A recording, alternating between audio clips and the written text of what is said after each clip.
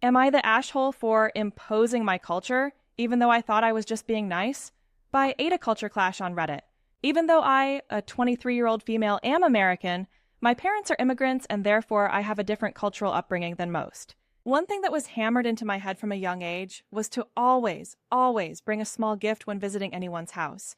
It doesn't matter if it's family or friends or that one person you kind of know but don't really like, bringing something is a must.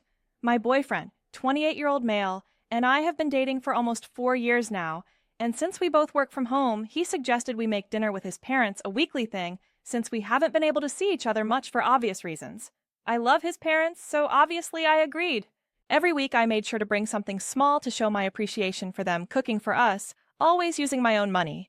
A small bottle of wine, their favorite dessert, some flowers, etc., and they always thanked me for it.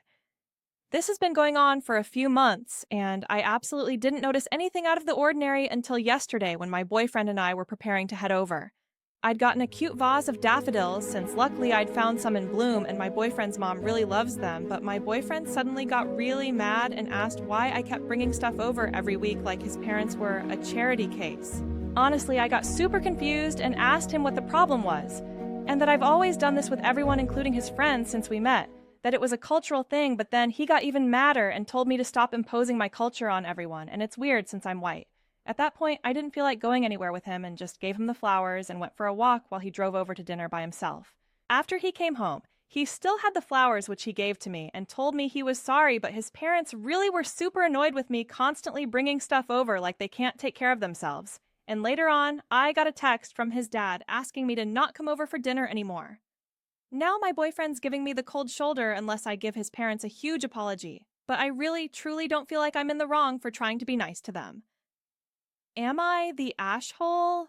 Quick edit. I didn't realize you could edit post directly, but I'm in a hurry to convince him to let me go over to his parents' house. I did post a brief update and FAQ in my most recent comment. Update.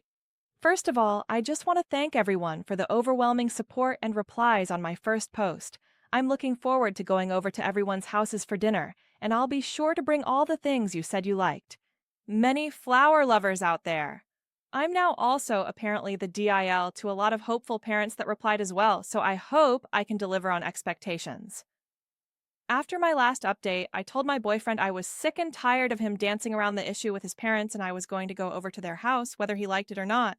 At this point, I think he realized that whatever he was doing had backfired, so he sat down all angry and told me he'd explain.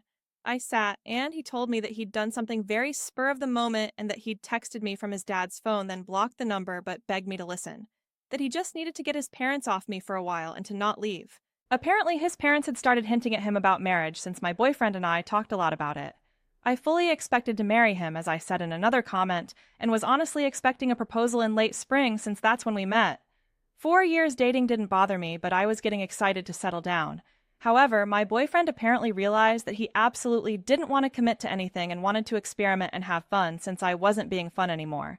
Honestly, that just made me cry since we were each other's first for everything and usually very good at communicating our needs. His grand plan was to get him mad at me so I would beg for forgiveness and then he'd only accept an open relationship as an answer. Absolutely brilliant plan, I know. He'd made up his parents getting mad, but didn't expect me to blow off dinner completely, and it's like hitting a jackpot. His words, not mine. He went over for dinner, hid the flowers, and said we'd gotten into a huge fight, but he was going to fix it, but I needed space. After he confessed all this, he said he was very sorry, but really didn't want to miss out on new experiences when he was still young. And would I consider an open relationship but pretend ours was strained with his parents so they wouldn't get suspicious? And I laughed. I laughed his ash right out the door and told him absolutely not, and to leave me alone while I packed because I wanted to have some new experiences too. He never stopped begging me to stay, but I left to sleep at a friend's.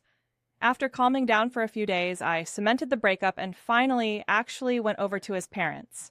My ex-boyfriend's dad never even noticed the phone missing, but still apologized, and his mom was a mess. I did, and still love them, and will eat dinner there without him as often as I can. I won't lie that I'm sad about 4 years down the drain, but that's life. And if that was my ex's best possible plan, then I dodged the bullet by a mile. Here are a few passages to inspire based on the dynamics of this story. The wound is the place where the light enters you. Rumi. The only way to make sense out of change is to plunge into it, move with it, and join the dance. Alan Watts. In the end, only three things matter: how much you loved, how gently you lived, and how gracefully you let go of things not meant for you. Buddha. Thanks for listening to Am I the Ace Soul? Keep uplifting every day.